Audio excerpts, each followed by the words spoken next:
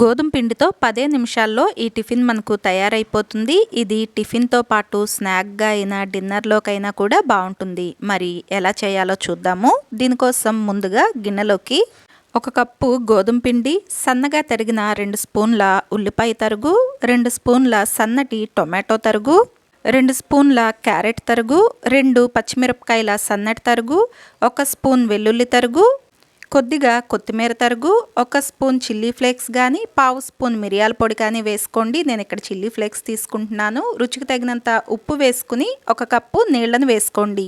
ఏ కప్పుతో గోధుమ పిండి తీసుకుంటున్నామో అదే కప్పుతో కప్పు నీళ్లను వేసుకుని ఇలా ఎక్కడ పిండి పిండిగా లేకుండా, పొడిగా లేకుండా బాగా కలుపుకోవాలి.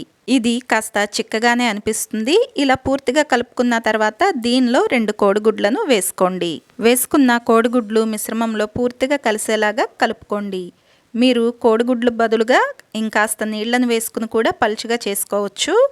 కోడిగుడ్లు ఈ మిశ్రమంలో పూర్తిగా కలిసేటప్పటికి ఇది కాస్త పలచపడుతుంది.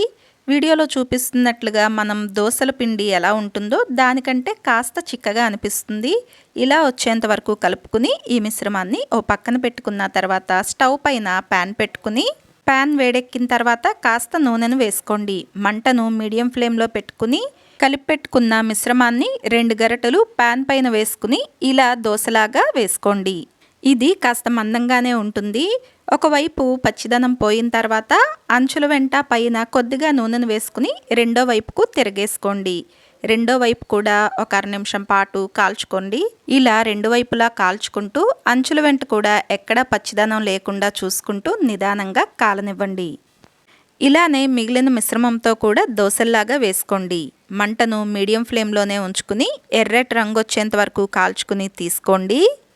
అంతేనండి, 10 నిమిషాల్లోనే మనకు మెత్తని రుచికరమైన టిఫిన్ తయారైపోతుంది. మరి ఈ రెసిపీ మీకు నచ్చిందా? అయితే తప్పకుండా వీడియోని లైక్ చేయండి, షేర్ చేయండి. మీకు ఎలా అనిపించిందో కమెంట్ చేయండి. ఇలాంటి మరిన్ని రెసిపీస్ కోసం ఛానల్ను సబ్స్క్రైబ్ చేయండి.